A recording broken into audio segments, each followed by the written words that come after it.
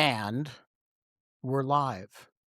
It is Friday, I think, February 6th, the year of our Lord 2026. It is 8:02 a.m. Washington time. We're a minute late because Nastya and I just got back from an underground bunker restaurant themed for Stepan Bandera, where in Lviv. Hello, Hi, Nastya. Nastya.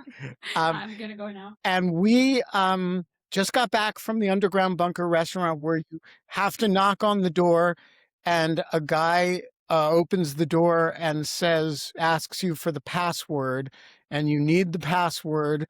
And then if you get which is Slava Ukraini, and if you get the password, then he hands you a little thing of it's some kind of liquor which you have to down, and then you go into this bunker restaurant that is themed for all kinds of things that are designed to be kind of jokes. Oh, and when he gives you the little shot, he asks you, "Are there any Muscovites among you?"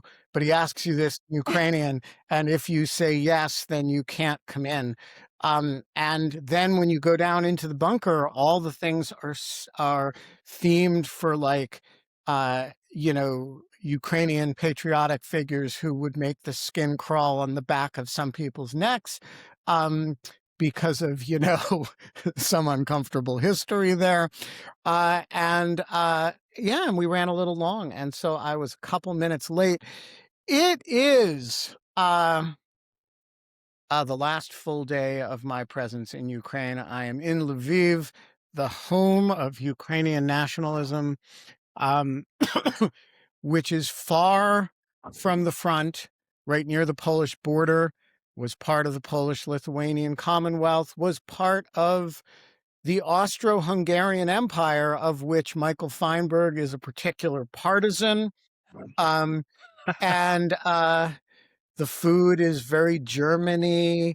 The streets are all cobblestoney, and it's all very kind of cute and kind of looks partly Austria, partly Czech, it's all very, Middle Europa, and it's nothing like Kharkiv, and it's nothing like Kiev. And I'm here for another 24 hours before I get on a train for Poland and then fly home on Sunday morning. I am completely out of touch with everything that is happening in the United States. It took me a week to accept that I was going to be out of touch. And then last week, I just learned that all my colleagues at the Washington Post got laid off. And I was aware that there were layoffs yesterday. I don't think I was aware that it was like, the liquidation of the Warsaw Ghetto or something. But all of which is to say, the sun is not shining in Lviv, but it is much warmer than it's been, where it's, above freezing. There's some melting going on. I'm not sure that's true in Kiev, or in Kharkiv, but it's helping here. The birds are chirping. It's going to be a great fucking day. And it already has been for me. You're watching Dog Shirt TV, a forking revolution in Wherein television. You are watching Dog Shirt TV, and it is a forking Jonathan Rauch revolution in morning television. And one of the revolutionary features is that sometimes Holly says to me, "When are you coming home? My life is empty without you." And I say, "Ask that on the show." And that becomes the central thing of the monologue. And another one of the revolutionary features is that, sometimes we're a couple minutes late because it actually took a few minutes to get out of the bunker to step on Bandera. But You sound like Kermit the Frog all of a sudden. Yeah, something happened with your mic within the past minute. really? Now it's Now you fine. sound normal. Oh, I think it was probably an internet glitch, but Okay. all of which Cool. is a You're back. long-winded way of saying, and a 7-minute long-winded way of saying, although 2 minutes of that were delay. that we are not allowed to have fun anymore, but we are allowed to come to you live from Lviv. Guys, what's been going on that I've missed? You I want don't know where to start. larger picture Americana, our individual lives. I had a delightful experience yesterday evening, which I want to talk about at some point, but Why don't we start we there? can cover. All right. So, I'm going to use this to make a larger point about arts and letters because I'm pretentious as fuck and that's what I do. But my wife and I went to DC, the Shakespeare Theater Company in DC for the first time ever. One of the And that's a hit big and miss thing. proposition. They range from Do fabulous they? All to right. dreary as fuck. Okay. Where was this on the our 1 to 10 scale? I'd give it a 8 or 9. No? Great. But I'm going to explain why, and you guys are going to instantly dismiss my justification. I love Elizabethan and Jacobean drama. Me too. My fiction books are downstairs, but there is an entire shelf of not just Shakespeare and Marlowe, but the lesser known contemporaries, whether Johnson, Thomas Kidd, Thomas Middleton, John Webster, who is phenomenal, what have you. So we got a subscription to the Shakespeare Theater Company. We're probably going to get a subscription to the Folger. But the first production we saw last night was, and I may have been slightly dishonest with my wife about the genre we were going to see, but what we ended up seeing was a stage adaptation of the Paranormal Activities series of horror films. And it was a production. It started in London, came to New York, now it's in DC, or came to LA. By the way, I just want to break in here and say, notice what Mike Feinberg did there. He started by telling you that, admire me. I have a whole shelf of not just Shakespearean, but Shakespearean era dramas. And it turns out the play he actually went to was not one of those. Well, this is going to get to my larger point. I mean, I did that on purpose. First of all, the production was excellent. For those who watch horror movies, jump scares are usually accomplished by camera angles, quick cuts, and lighting that is not really replicable live. This is why I don't watch them. I don't want to be jump scared. Well, I will just say there were moments that the entire audience gasped, people jumped in their seats, and they couldn't rely on any of the tricks to make that happen. Doing it live is a different proposition, and on a technical level, I was amazed. It was also an incredibly good story about the sort of disintegration of a marriage in the face of inexplicable events. And I want to use this to knock down a contention that many lovers of literature maintain. And that is that certain genres cannot produce quality material. And I just want to say that's horseshit. Genre, for a long time, spy novels, which I love, and mysteries were denigrated. Now I think Hammett and Chandler have a legitimate argument in being in the American canon. And we saw, a movie about play about a ghost yesterday that was as good as any theater production I've ever seen. So don't be ashamed of genre. All right. Holly, bring me up to speed on you. It was like, all right, as if like I think you can be ashamed of genre. No. I don't know. I'm with Mike on this. I think you tell me genre, I'll tell you. You tell me spy fiction is trash. I say Jean Le Carré. I mean, like exactly, and Reality TV. No one less than someone we were talking about last week, Philip Roth, called one of John le Carré's novels the best English novel since the war. I mean, that's pretty high praise. Right. No, I'm a reality TV. I think you like what good is reality TV? Like what? The 7 Up series. Okay. Of course Mike has an answer for that. It's one of Anyway, the best reality-based regular shows. It only came out once every 7 years, but, it's legitimately one of the best explorations of how humans grow and change and develop that I've ever seen. For people who don't know what it is, it was a television documentary made of a group of 7-year-olds in the early '60s. That was just a one-time documentary about how did 7-year-olds view their life in Britain. But the director had the idea to come back every 7 years. like Boyhood.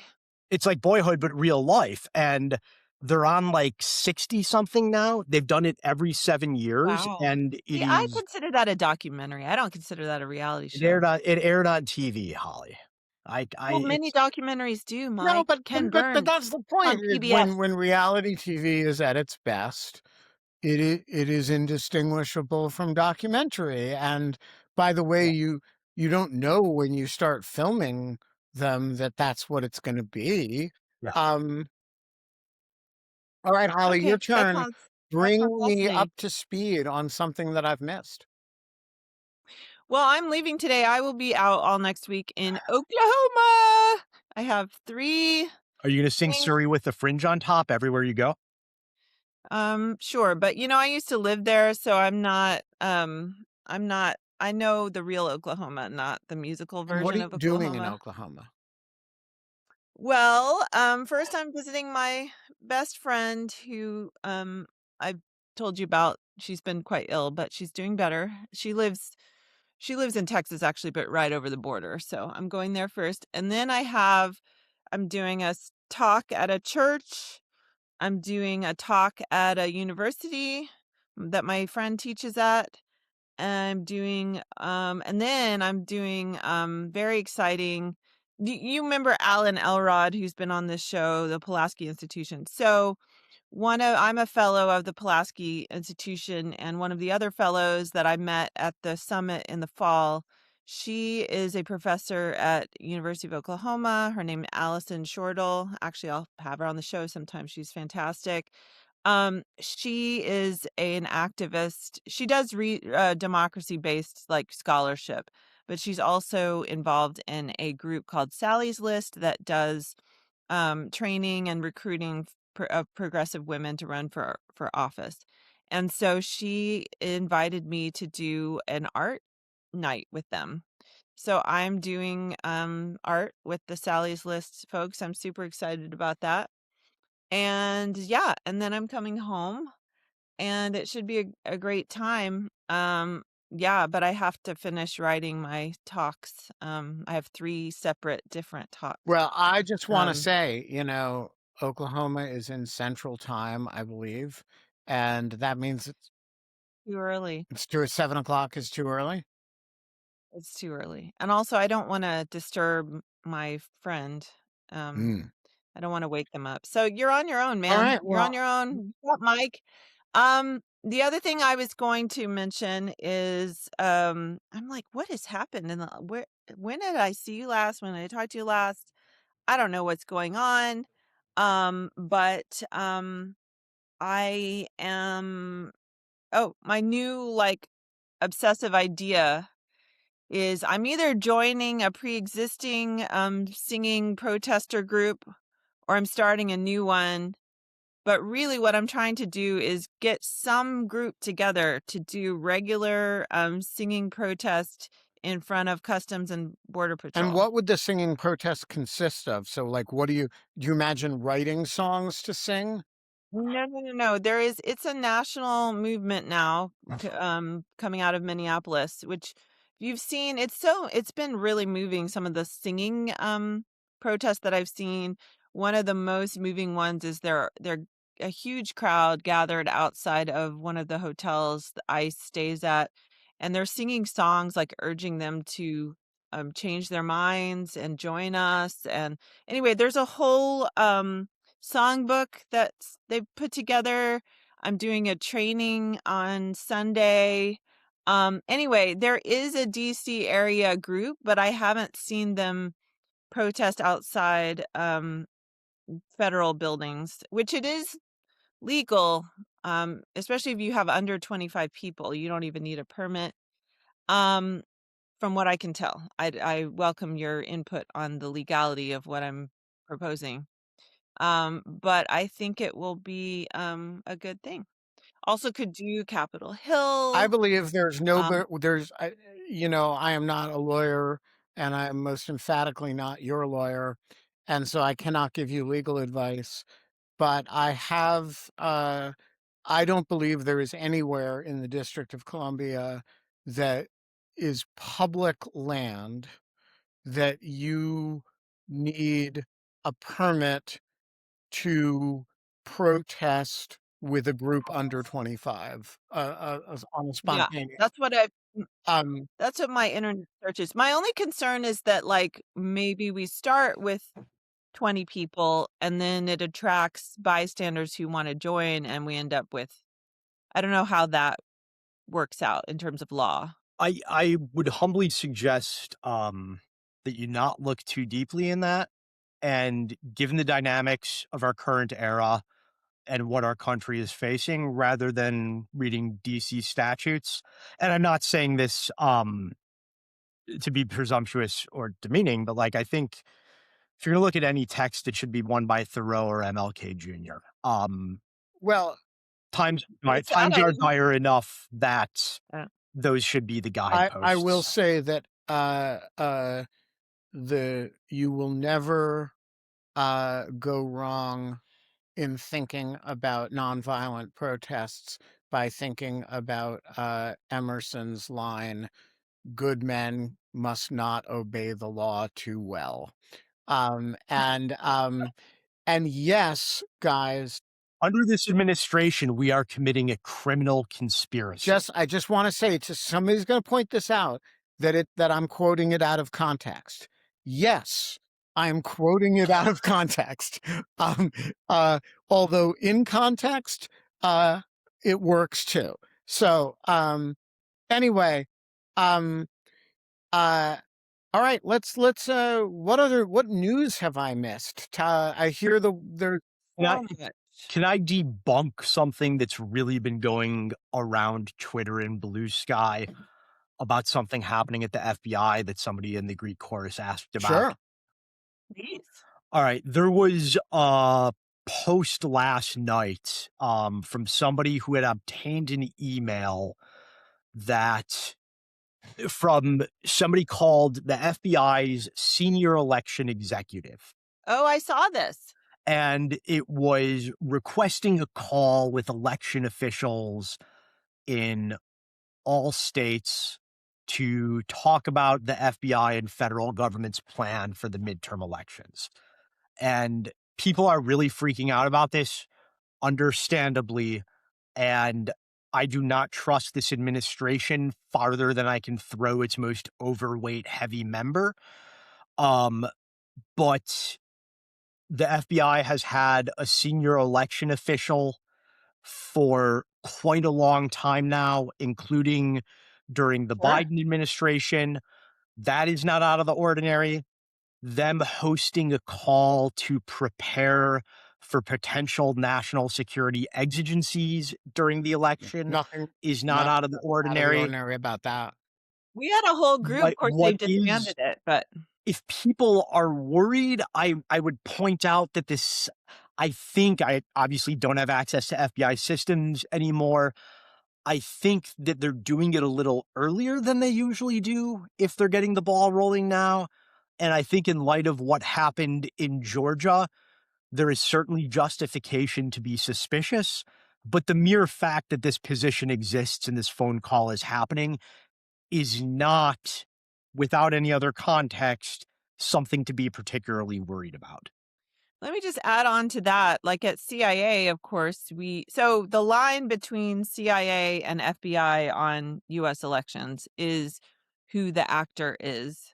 Mhm. And if the actor is a foreign actor, then obviously there's a lot of interface between CIA and FBI, but the foreign actor interference, we monitor that. And then of course we share information with the FBI. And we had obviously, by the way, as has been extensively documented, there was massive Russian interference, and there's been some other countries trying to interfere in various ones of our election, but the Russian interference in the 2016 and to a lesser extent other of our elections was massive and well documented. And by the way, Russia does this all around the world. Like it's not And that's why at it's restaurants in Lviv, when you knock on the door, they say, "Are there any Muscovites among you?"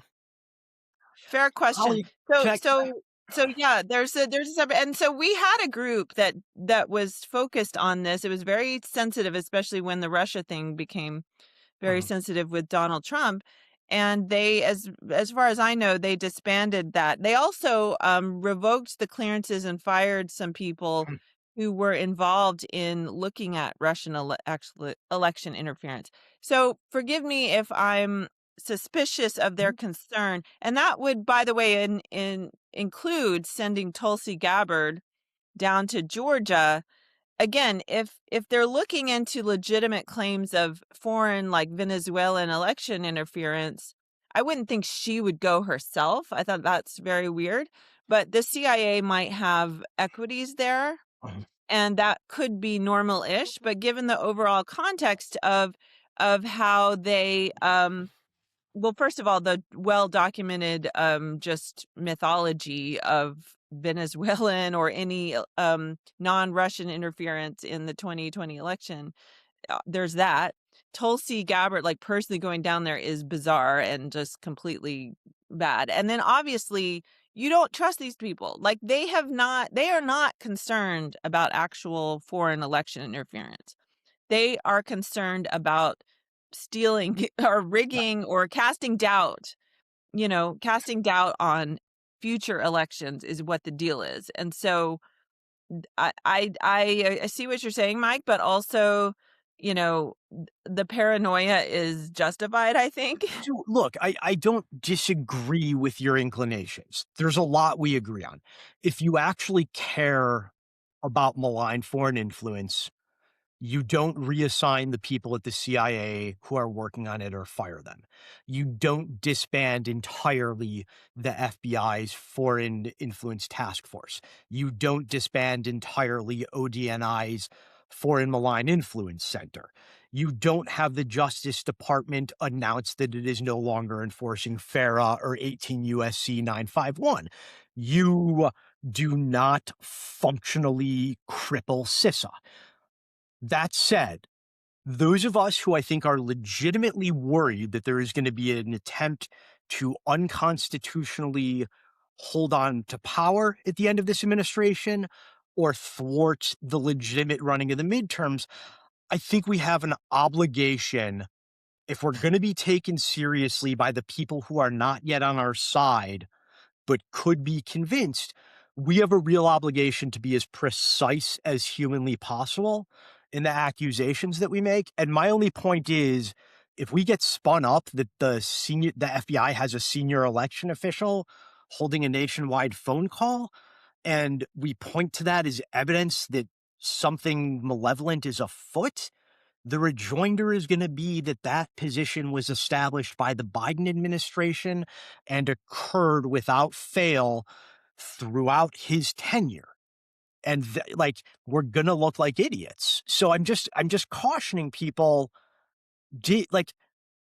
don't, if you're going to make a conclusion about something the intelligence or law enforcement community is doing because of a 2-sentence post you see on Twitter, just do a little due diligence before you A, freak out, and B, start proselytizing your freaking out. Like, we can make these points while still being resolutely on the side of fact. And if we don't, we're going to be less effective. Let me ask you, good point. Agree with that. Let me ask you about, because I don't think we've talked about the Tulsi, you and I, Mike, have Yeah, talked about the Tulsi. I've talked about it and so that much. whole Have we raid. talked about it on Dog Shirt TV, or was that a Lawfare podcast? I Ben? can't remember what Yeah. Okay. We could. of We did both. Yeah, what was your read of her showing up in Georgia? I mean, the whole raid seemed very weird and fishy I to me. have 3 major problems with it. The first, and the one that is just another entry in an ongoing series with this administration, is that it's a huge violation of norms. Having any political appointee at the scene of a crime, even the FBI director, unless he or she is making a speech to comfort the community, it's pretty abnormal. It's not something you really ever see. And frankly, it's inappropriate because it taints what should be the process of gathering evidence, which should have no political influence on it whatsoever. Secondly, it's problematic in the sense that, like, she has 0 legal authority to be involved in law enforcement actions. Nothing in, I think, the 2004 law, which established ODNI, or in the 2004 amendments to Executive Order 12333, which governs intelligence activities for the United States government, nothing in either of those documents remotely gives her the authority to take part in law enforcement activity. And Or any intelligence agency. she's very much been relying on the argument that a number of FBI field offices have their special agent in charge or their assistant director in charge serve as what's called the DOMDNI, the Regional Domestic Director of National Intelligence. What her letter and her lawyers allege, though, is that those FBI officials are serving solely pursuant to the FBI authorities granted in Executive Order 12333 dealing with non-law enforcement activities, and that they resolutely do not discuss criminal investigations in those meetings.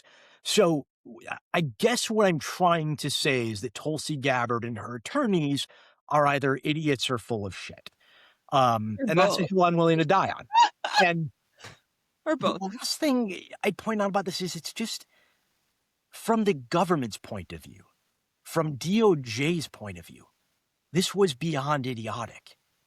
Depending on how the paperwork turns out, and maybe even irrespective of it, like, Tulsi Gabbard is now likely going to be cross-examined by a defense attorney for whomever is charged of whatever crime they're looking at here. You generally do not want the highest intelligence official in your country to be placed in an environment where she is required to answer questions in open court. Now, there are mechanisms to mitigate that. The government will undoubtedly try and do a SEPA hearing of some sort to restrict what she is allowed to talk about. But even doing that is going to make the government look like it's trying to hide something. Like, there is no good outcome from a prosecutorial point of view to having her there. Yeah. So if this were a legitimate, yes, very good points. If this were a legitimate, inquiry, like there was actual concern Yeah. about, I mean, I would think the proper procedure would be the FBI conducts the search and seizes whatever the materials are. And it's on US soil. They're the law enforcement agency. And then when they're processing it and going through it, if they find evidence or information about foreign activity, at that point they would pass information to Yeah, so it really depends on individual circumstances, but even the federal rule 6E, the federal rule of criminal procedure that governs grand jury investigations, even that contains a carve out allowing you to share intelligence related information with intelligence agencies outside of the protections otherwise granted to grand jury.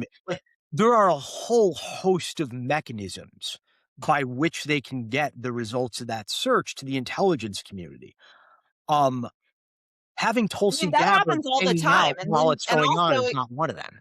yeah, that happens all the time, and it goes the other Yeah. way too. Whereas if CIA or NSA or when the other that collects foreign intelligence gets information on a U.S. citizen, You make an possibly 811 referral to the then FBI. Yes. then it goes to the FBI. So those channels are very well established, and there's especially on things like certainly counterterrorism, election interference, where there's clear, there's a domestic and a foreign component.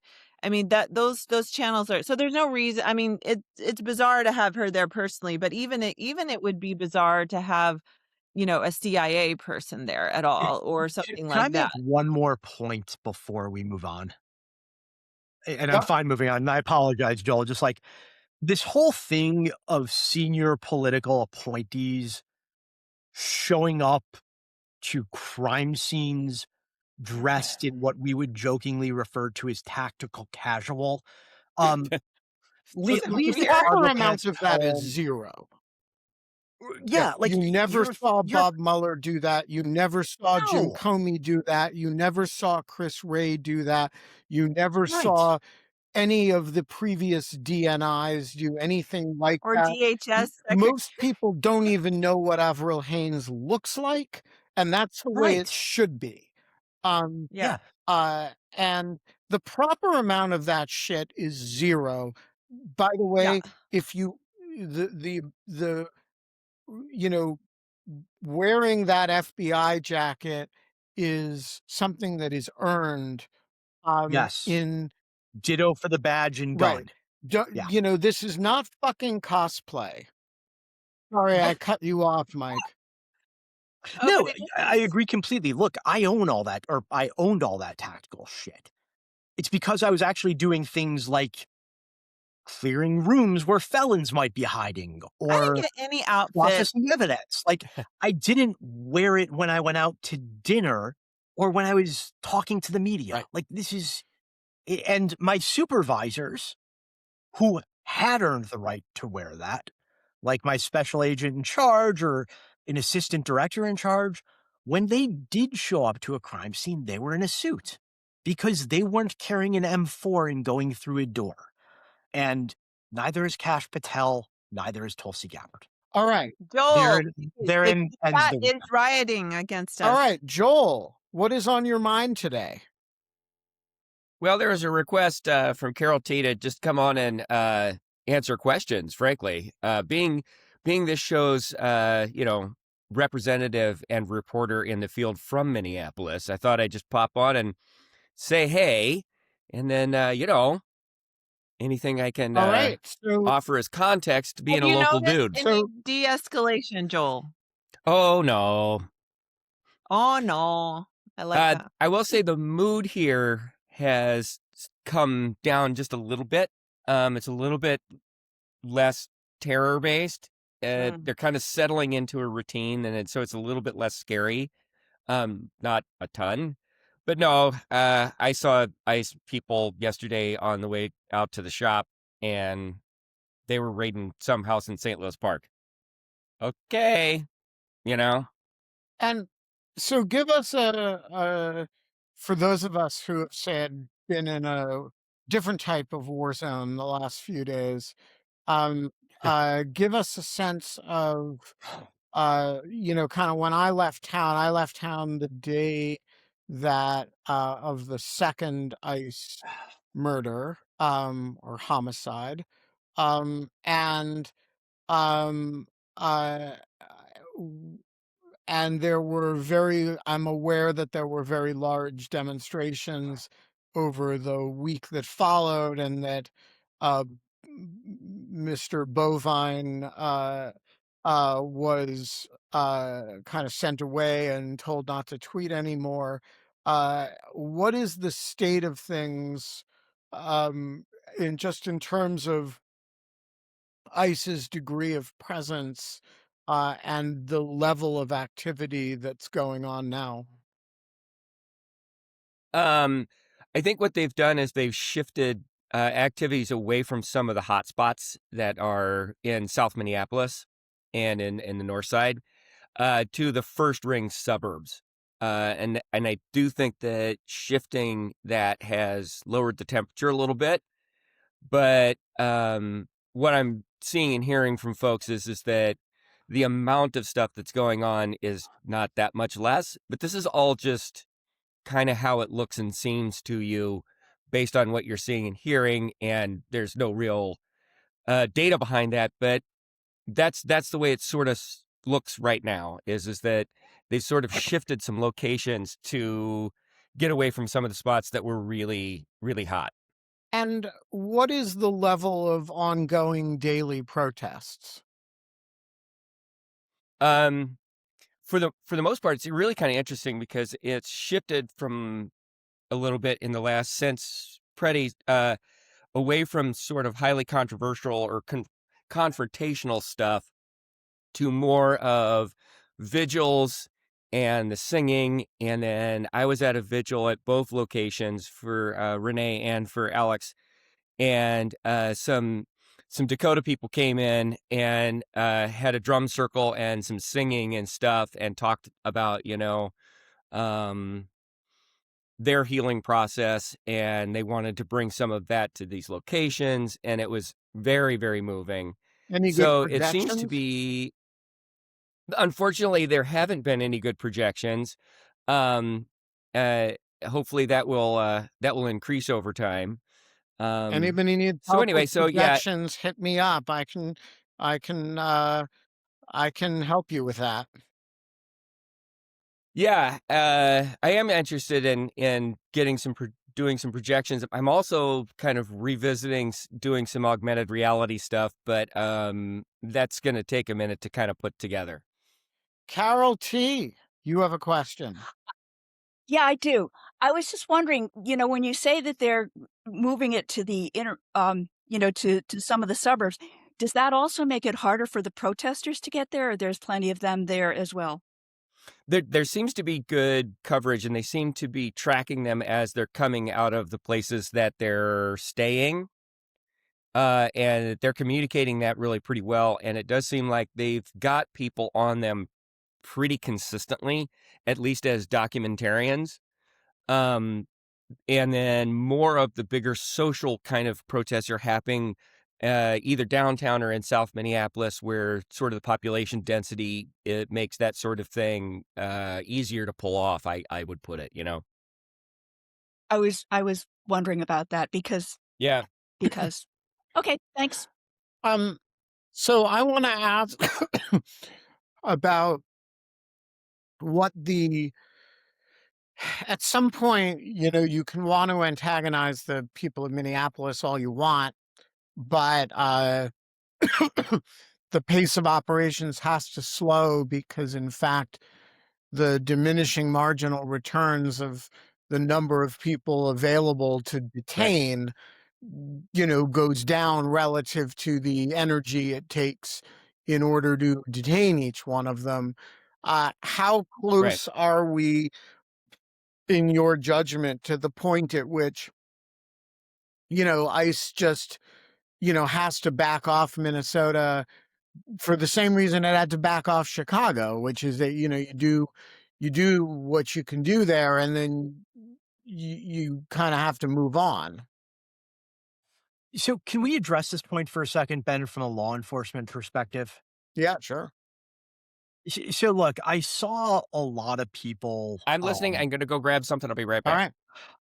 There were a lot of people cheering on social media at Tom Homan's announcement that 700 agents were going to be withdrawn from Minneapolis. And I don't think we are being honest or clear about what this means. We are not seeing 700 agents disarmed. 700 agents withdrawing from Minneapolis is just a polite, euphemistic way of saying 700 agents are being redeployed somewhere else. So let's not put up the bunting yet that this is a huge win. It's a win for the people of Minneapolis, but like some other city, like to a certain extent, under Stephen Miller's reign, this is a zero-sum game. And those ICE agents aren't going away. Those CBP officers are not going away. They're just going somewhere else. So And we I need to be don't clear about quite that agree with that. Um, because of the sort of PR victory it shows, or no, I'm not that interested in PR.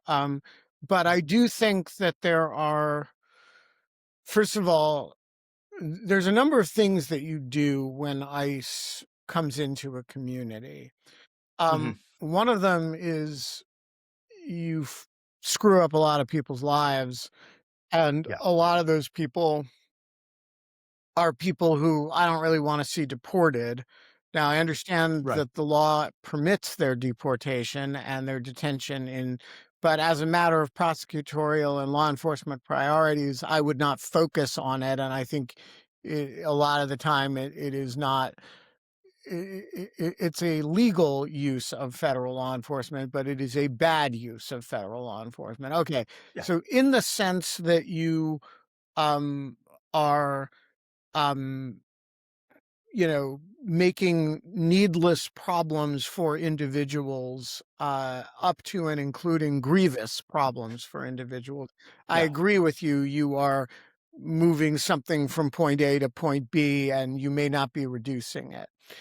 But to the mhm, extent that you're also terrorizing a community, if yeah, you go from Minneapolis, you reduce your presence in Minneapolis and you increase your presence somewhere, let's say, to take an example, somewhere where the local government and community is less hostile to the operation, right? You're not doing it they're doing it in Minneapolis right now because they want to say fuck you to this community and to its right, governor, right? That is a gross and illegitimate reason. Well, the government of Tennessee has been much more receptive to this sort of thing. And so I do think and by the way, I suspect the government of Texas would be as well. And so, to the extent that you're moving from a highly confrontational attack on a community to one in which you are merely, and I don't, disrupting yeah. the lives of individuals, I think that's a good thing, actually. If So I don't think we can actually settle this debate until we know what their next major target is. Because I agree with you on Tennessee, but as a state, but I can guarantee you the city of Memphis is not pleased about it. And if I like, look, there are a lot of states on the border where if they really wanted to apprehend and deport people who were here illegally, they would have a target rich environment. I just have seen no indication whatsoever that those are the places they are going to go. And I strongly suspect the demographics of wherever they next surge are going to look a lot more like Minneapolis than they are Southern Texas. Well, they have been these big surges tend to have been in blue areas, although they went into Charlotte, which is a purplish state, but a blue city, I suppose. And they seem to not stay long there. The community was really effective there. Um, I have seen online they're doing smaller what would be more normal-ish ICE operations because like I mean obviously ICE has been around for 20 years Oh, but and they but that's I that don't recall seeing a big ICE operation before. but This that's Minneapolis this thing is isn't how very they've ever done different. deportation operations before. Like, most deportation operations do not involve tactical entries. They involve going to prisons or hospitals or working with local police for people who have detainers. Then, like, ICE was never set up to be a tactically deployed force. Yeah, I think this is a really important point. And one thing that happens when you do what they're doing in Minnesota is that you take what are by and large civil infractions and you Mhm. create, tactical responses to administrative problems. And that is, I can just think of very few circumstances in which that's a Mhm. reasonable idea.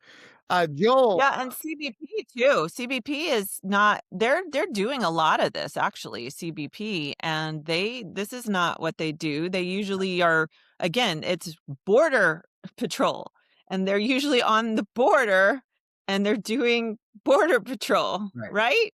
So, Joel, what else should we know about the Minneapolis situation? Oop, you're muted. Let me unmute you. All right, go Sorry. ahead. So I was just sort of wanting to comment on Michael's sort of postulate there, and I think whether the 700 leaving or staying or so on and so forth, or strategies they're applying, depends on what the goal is. And I think, Ben, you have the goal closer to what it feels like they're up to here, which is to terrorize and pacify a population. So continuing to talk about this in the framework of an immigration sort of construct is kind of true, but also kind of not. And when this is pointed at communities like ours, this definitely feels like you're being bullied. And that is the point.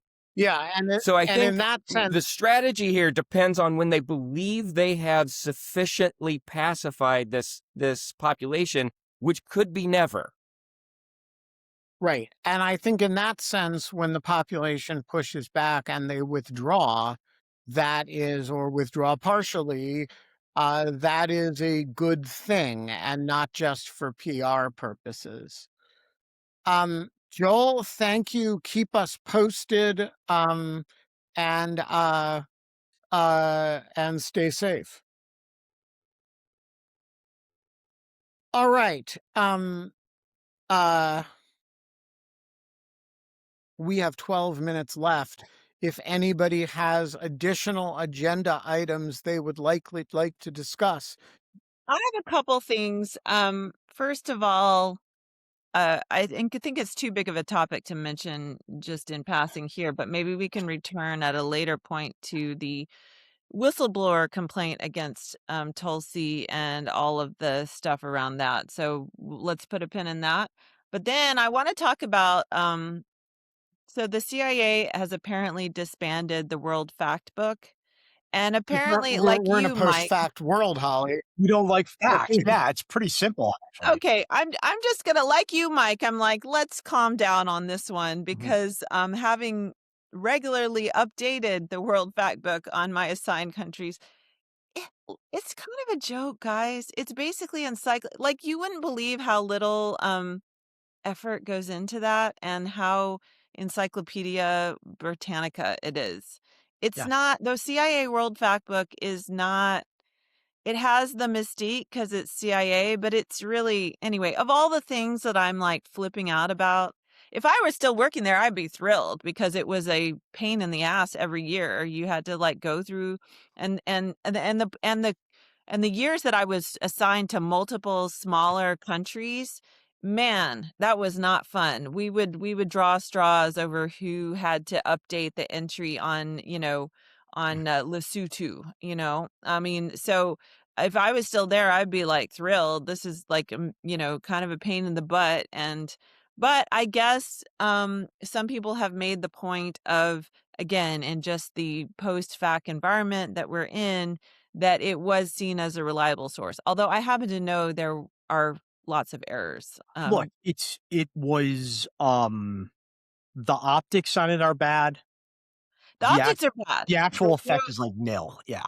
The optics are not good, but yeah, I'm the world. I was always like, people would cite the world, and I'd be like, oh no, man. All right. Thumbs down to the CIA fact book. We live in a post-fact world. I think the CIA should replace it, however, with a world non-fact book, which is just full of things we wish were true, reported as though they were true, because that would be an honest account of where we are. All right. Any other agenda items before I do my final agenda items? Oh, I'm gonna make a quick meme of the Obamas as apes, but hey, he called them I'm gonna apes? make a quick book recommendation. He tweeted out a GIF of the Obamas for no apparent reason as apes. Like he just he basically cut through the last 10 years of intimation and he just went there. So there's that. All right. Quick book recommendation. Yeah. Uh, a minor change to the American canon that I think is appropriate. Given what's happening in Minneapolis, don't, if you're going to read Steinbeck, reach for East of Eden or The Grapes of Wrath or Of Mice and Men. I think our moment is uniquely appropriate for a lesser known novel called The Moon is Down. I will not summarize it. I will just recommend it. Note it'll take you about an afternoon to read and has massive applicability to the citizens of Minneapolis as well as wherever ICE goes next. All right. All right. I have a shout out to an individual who is going to go nameless because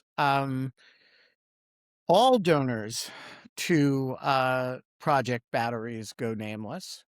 But I want to share a cool story. Um, uh, I had lunch with Nastya the other day with a woman named Yana, who had received a battery. And we were actually meeting on a completely different matter related to, I'm going to be vague about her identity because I don't think we should be talking about recipients and I don't think we should be talking about donors either. But she had, we were talking about a matter of journalism, actually. But along the way in the conversation, she asked me how we got started with this project. And so I told her the story of how the Greek chorus stepped up and bought a battery and a Starlink for Nastya. And then Nastya had this idea of uh, expanding it to others. And then people started sending me money. And she kind of rolls up her sleeve and taps her forearm and says, I don't know the Ukrainian word for goosebumps, but it says goosebumps. And so I wrote that into a post the other day. And somebody who I will just say is a great American sent me almost $6,000, 5,800 plus dollars with the annotation, more batteries, more goosebumps. So I just want to say that's 2 batteries for somebody, 2 people right there. And I just want to say thank you to everybody who is contributing at whatever level. We bought when Jimmy and I were in Kharkiv the other day, Nastya, who has been scouring stores all over Ukraine, wherever we happen to be, for like, can we buy up, in this case, almost like 7 or 8 heating blankets. And so we bought up as many as we could get our hands on in Kharkiv, where people have less money, and so the electric blankets are not all sold out like they are in Kiev. So we bought all the ones we could get our hands on. And we are getting better at moving the money quickly. There's still friction in just getting cash into from the time I get it to the time I transfer it to my bank account to the time I can get it to Nastya. That is the biggest friction in the process. It takes 4 to 5 days to transfer that money, and our efforts to speed that up have been of episodic success, frankly. But we continue, so there's always going to be a few days of lag behind when we get money to when I can get it to Nastya to when she can actually spend it. But we are spending it all. And as I said on the site the other day, it's a drop in the bucket systemically, but it does really make a difference for the people for whom it makes a difference. And that brings me to the Prime Minister of Sweden, who tweeted the other day. This is Prime Minister Kristersson, sorry, who tweeted, I spoke with President Zelensky today. and informed him that Sweden will provide approximately 95 million euros to meet immediate needs, such as provision of generators and heating equipment.